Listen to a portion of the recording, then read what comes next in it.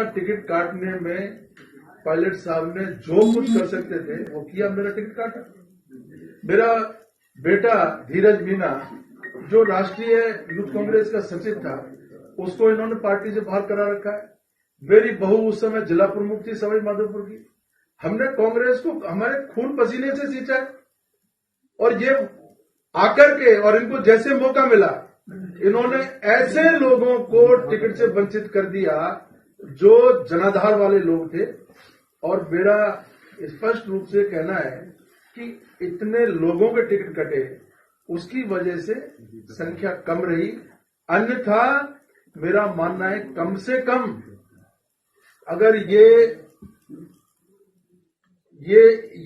पूरी की पूरी कमान अगर उस समय पायलट साहब के हाथ में नहीं होती तो कांग्रेस की 150 सीट से ऊपर आती है।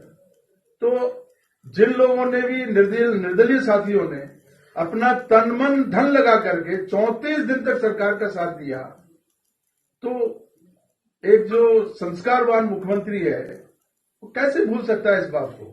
वो बार बार कह रहे हैं कि मैं ऐसे लोग जिन्होंने सरकार का साथ दिया मैं नहीं भूलूंगा, इसमें क्या है? नमस्कार, मैं हूं आपके साथ प्रदीप आजाद। जनाब, यही सियासी रंग होता है। कौन कब पाला बदल लेता है, कौन कब अपना दर्द बयां कर देता है, कुछ कहा नहीं जा सकता। अब चाहे राजस्थान में नए मंत्री बना दिए गए हों, लेकिन साफ तौर पर तो अभी भी ये नहीं कहा जा सकता है कि गहलोत और पायलट की तकरार खत्म हो गई। सीधे तौर पर सूबे के मुखिया अशोक गहलोत के सलाहकार रामकेश मीणा ने जिस तरह से अपना बयान दिया है, वो वाकई राजस्थान की सियासत में कई सवाल खड़े करता है। आइए आपको सुनाते हैं सीएम के सलाहकार रामकेश मीणा से हुई सीधी बातचीत, जहां भी उनका दर्द आखिर झलक ही उठा। नमस्कार रामकेश जी। जी नमस्कार। हाँ, कैसे हैं सर? सबसे पहले आपको बहुत बहुत बधाई और शुभकामनाएं। धन्यवाद साहब, धन्यवाद।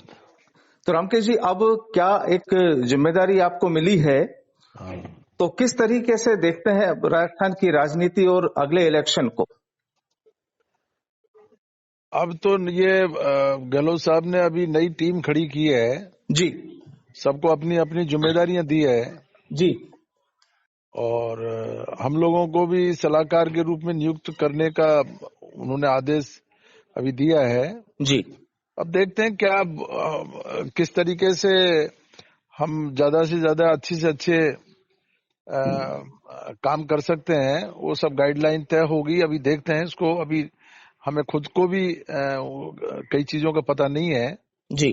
तो जैसा मुख्यमंत्री जी का निर्देश होगा उसके अनुसार काम करेंगे, क्योंकि पूरी टीम मुख्यमंत्री जी की टीम है जी, और अनुभवी लोगों को अभी उन्होंने अपने मंत्रिपरिषद में लिया है जी। तो ऐसे में मुझे उम्मीद है 2023 का जो चुनाव है उसमें निश्चित रूप से कांग्रेस पार्टी को भारी फायदा होगा। सर, बिल्कुल जाहिर सी बात है कि आपके जो पुराने अनुभव हैं वो भी सरकार के लिए फायदेमंद साबित हो सकते हैं सलाहकार के रूप में जब आपको नियुक्त किया गया है। जी। तो एक प्लानिंग जो होती है और पिछले समय में पिछले 1.5 साल में राजस्थान में जो एक कुछ गड़बड़ हुई थी या कुछ खेमेबाजी की भी चर्चाएं उठी थी, तो उन चीजों को भी अब किस तरीके से कि वापस ऐसा ना हो। खेमेबाजी तो सब खत्म हो गई ना, सब चीजें हाईकमान ने मान ली आपस में। जी। जिसको जो कुछ बात कहनी थी उन्होंने वो सारी बातें हाईकमान के सामने कह चुके। हाईकमान ने वो सब चीजें स्वीकार कर ली और उसके बाद में फैसला कर दिया, वो फैसला इम्प्लीमेंट हो गया। जी। तो अब क्या कुछ कहने को, कुछ ना तो कोई गुटबाजी है ना कोई कहने को कुछ है। अब तो काम करने का है, जो अच्छा काम करेगा जी, वो टिकेगा और आगे बढ़ेगा, निश्चित रूप से पार्टी को फायदा होगा। जी। यही मेरा सोच तो यही है। सर, आज एक चर्चाएं भी चल रही थी आज सुबह से कि आपने पायलट साहब के खिलाफ ऐसा भी कुछ कहा कि उन्होंने आलाकमान को गुमराह किया। अरे मैं कोई खिलाफ विलाफ कुछ बात नहीं करता हूँ। मैं तो जो सच्चाई है वो सच्चाई कह रहा हूँ। वो तो आलाकमान को क्या, वो तो शुरू से कह रहे हैं, यही कह रहे थे जी। निर्दलियों के खिलाफ, बसपा के लोगों के खिलाफ, जो उनकी विचारधारा से सहमत नहीं थे उनके खिलाफ, तो खिलाफबाजी की बातें पायलट साहब तो कर रहे थे और उन्होंने तो हर मोर्चे पे कहा है, अब हाईकमान को भी जाकर के कहा है, तो क्या नई बात नहीं है उसमें। तो क्या ऐसी लेकिन अब वो सब बातें सुनकर के हाईकमान ने फैसला कर दिया ना। जी जी जी। अब सब चीज खत्म हो गई, उन्होंने अपनी बात जो उनको कहनी थी वो कह दी और हाईकमान ने फैसला कर दिया, हमने भी स्वीकार कर लिया। हाईकमान ने हमको मंत्रिपरिषद से बाहर रखने का निर्णय कर लिया, एक भी निर्दलीयों में से मंत्री नहीं बना जी, तो वो स्वीकार हो गया ना। अब वो फैसला तो हाईकमान का इम्प्लीमेंट हो गया। तो जाहिर सी बात है, इस तरह की जब घटनाएं होती हैं, इस तरह के मामले होते हैं, तो सत्ता और संगठन में भी काम काज में भी फर्क तो पड़ता ही है। हाँ, ठीक बात है। तो अब कहीं ऐसा नहीं होगा, ये फाइनल है। नहीं, अब क्या बात होगी, हम तो निर्दलीय लोग हैं, हम तो कांग्रेस पार्टी में शामिल तो है नहीं, हम तो बाहर से समर्थन कर रहे हैं।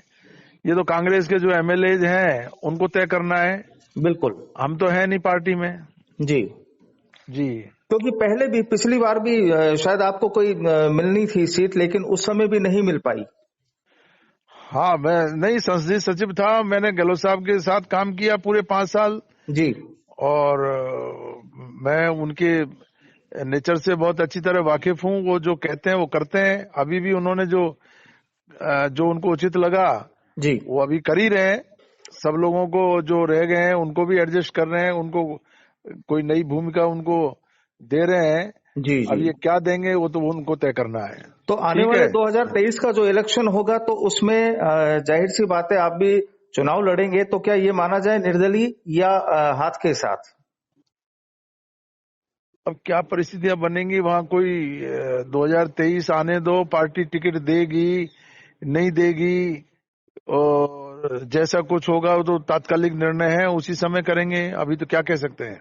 जी जी, चलिए सर, बहुत बहुत शुक्रिया, धन्यवाद सर। तो अब सवाल ये कि आखिर कश्ती के किनारे पर पहुंच जाने के बाद ही ऐसा बयान सामने क्यों आया? क्या यहां भी सियासी लहरें गोता लगा रही हैं?